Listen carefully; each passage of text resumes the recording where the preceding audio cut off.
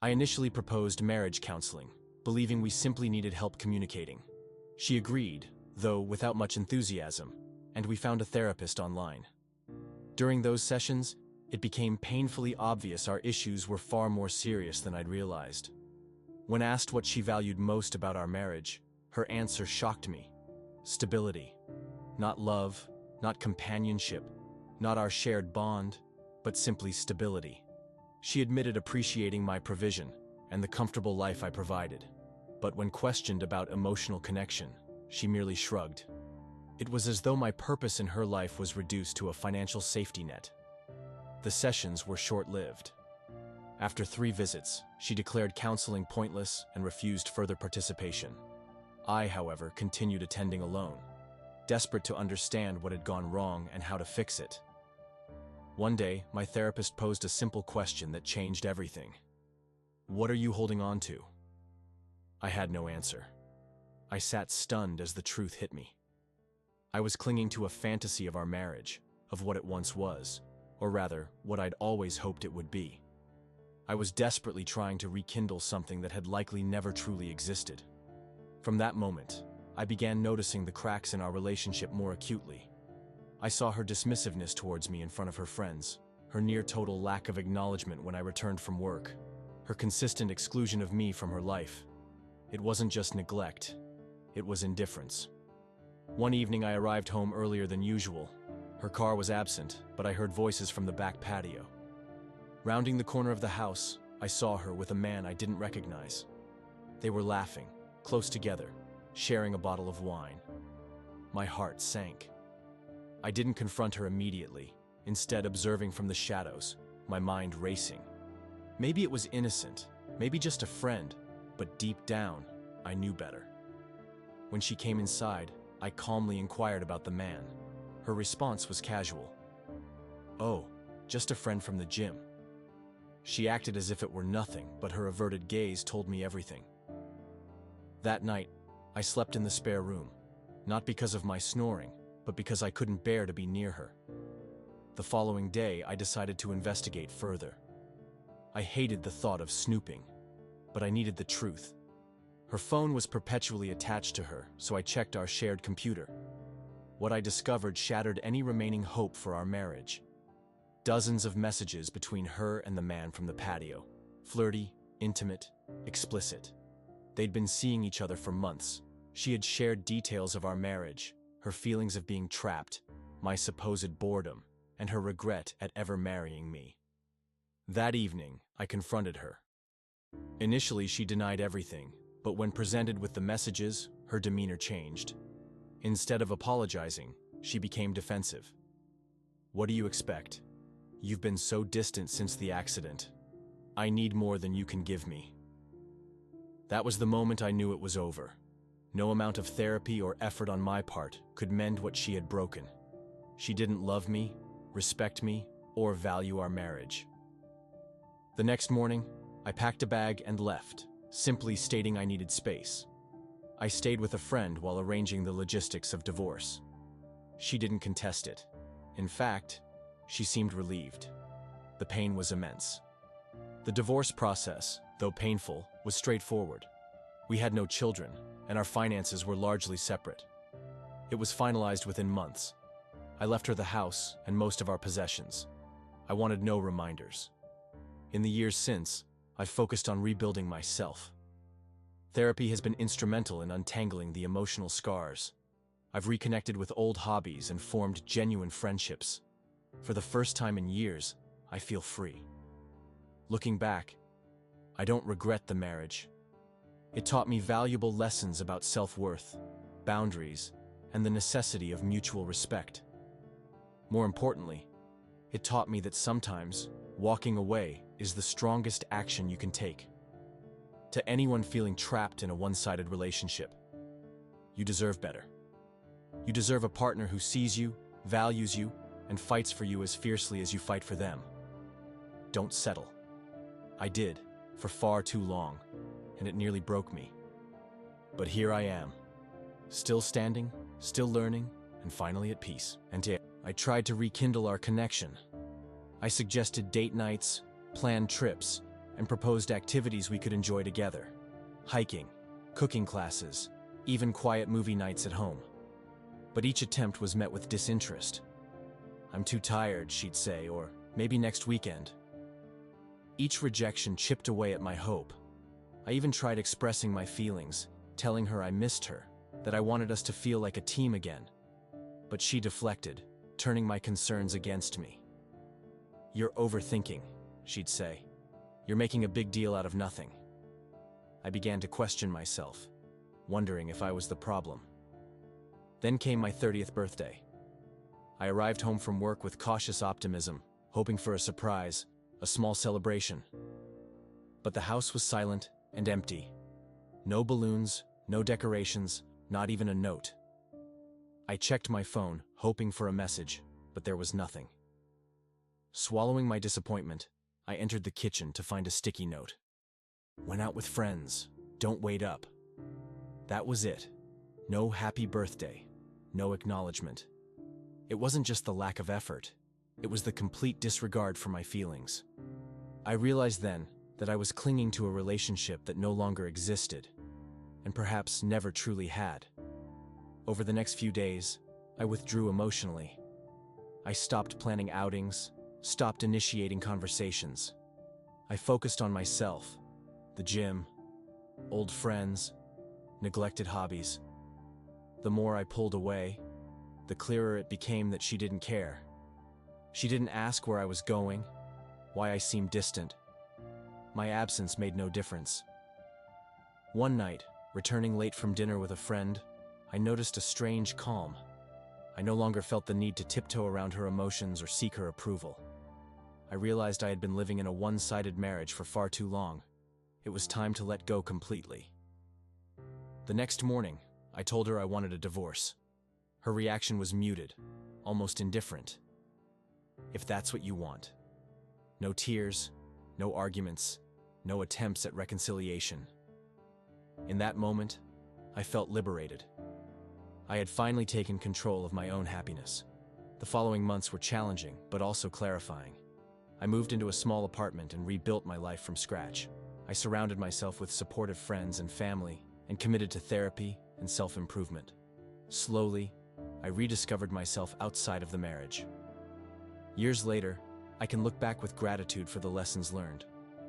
I learned about self-respect, genuine connections, and the strength required to walk away from something no longer serving me. To anyone in a similar situation, it's never too late to choose yourself. You deserve love, respect, and happiness. Sometimes finding them requires letting go of what's holding you back. I checked my phone, hoping for a message, a sign, anything to break the silence. Instead, I found a photo she'd posted on social media. A luxurious spa day with friends. The caption, "Self-care day with my girls. Much needed." The image hit me hard. She looked radiant, carefree, happy. Nothing like the woman I saw at home, who barely acknowledged my presence. That night, I sat alone, eating lukewarm takeout, a movie playing unnoticed in the background. The room felt cold despite the summer warmth. My mind raced, consumed by the painful realization of my lonely life, unreciprocated efforts, an unspoken chasm between us that only widened with time. I glanced at the uneaten slice of cake, a small indulgence intended to cheer me up. It mocked me with its sweetness. Once, we would have shared it, laughed, felt connected. Now, it was just me. A painful clarity settled over me. I couldn't continue this charade. This wasn't a marriage. It was a performance, a one-sided effort to sustain something long dead. I wanted out. The next morning, I contacted a lawyer. Sitting in his office, I confessed everything. The growing distance, the lonely nights, the feeling of being a stranger in my own home. His calm professionalism reassured me as he guided me through the process. For the first time in years, I felt in control. It wasn't easy. A part of me still mourned what we once had, but a larger part felt an overwhelming sense of relief. Over the next few weeks, I prepared to leave. It wasn't impulsive. I'd spent months trying to rekindle our relationship, but she was too absorbed in her world of friends, social media, and distractions. There was nothing left to salvage. Slowly, methodically, I enacted my plan. I minimized interaction with her, our conversations becoming brief, robotic. While she was out with friends or lost in her phone, I began selling our belongings. Not just random items, but pieces of our life. The dining set, the guitar I'd played for her. Each sale was bittersweet, like shedding a layer of the past, but necessary. I bought a new car, rented a garage, and packed in secret, moving essentials bit by bit. Clothes, documents, a few cherished keepsakes. Each item felt like a small step towards freedom. She didn't notice. Her indifference confirmed I was making the right choice. 2 months after my birthday, the last time she'd acknowledged me, the day arrived. She left for lunch with friends, and I seized the moment. With everything packed, I placed the divorce papers on the desk, alongside a handwritten letter. I explained my decision calmly, without anger, thanking her for the memories, even if distant now, and wishing her well. Closing the door behind me, I felt free. It was a strange, bittersweet, but liberating sensation. I drove for hours, uncertain of my destination, but certain I was moving towards something better. Days turned into weeks. It took her 10 days to notice my absence. 10 days. Her first message was brief. Curt. Is this some kind of joke? I didn't respond immediately. The texts continued, shifting from confusion to fury to desperation. By the 3rd day, she was begging me to return. I don't know what I did wrong. For a moment, I almost believed her. Almost.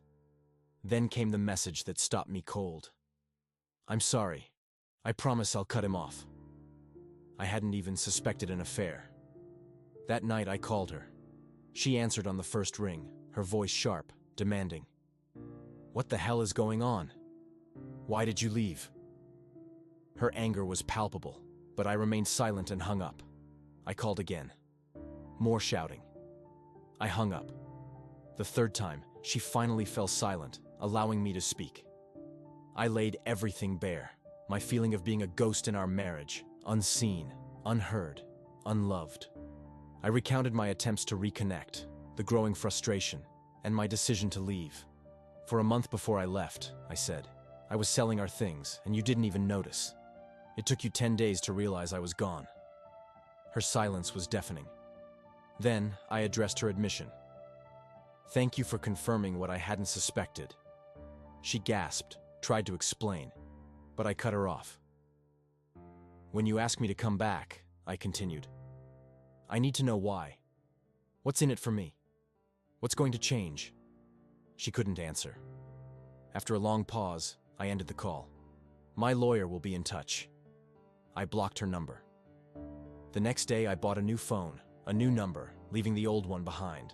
I wanted no lingering ties. 2 weeks later, my lawyer informed me the papers were signed. Just like that, it was over. I transferred ownership of the house and car and set up monthly payments for a year. After that, she'd be on her own. I wanted a clean break, free of resentment, free of unfinished business. The past 5 years have been transformative. I transitioned to remote work, allowing me to travel. I visited national parks, small towns, bustling cities, places I'd always dreamed of seeing. I rediscovered forgotten passions, photography, hiking. Each adventure felt like reclaiming a lost part of myself. I documented my journey on social media, sharing photos and updates. My following grew, bringing a sense of community I hadn't realized I needed. About a year after leaving, I noticed a familiar name among my followers, my ex-wife. I glanced at her profile. She'd moved on quickly, dating someone new months after our divorce, but it didn't last. Her posts became sporadic, and I stopped checking. As for me, I've embraced my freedom. I've had casual relationships, each teaching me about myself and what I want in a partner. For now, I'm not looking for anything serious. I'm content with who I'm becoming. Recently, I decided to return to my hometown for a reunion. It's temporary, a month or two before heading to Canada for my next adventure. I don't plan to seek out my ex-wife, but if our paths cross, I'll face it with the same calm clarity that guided me away.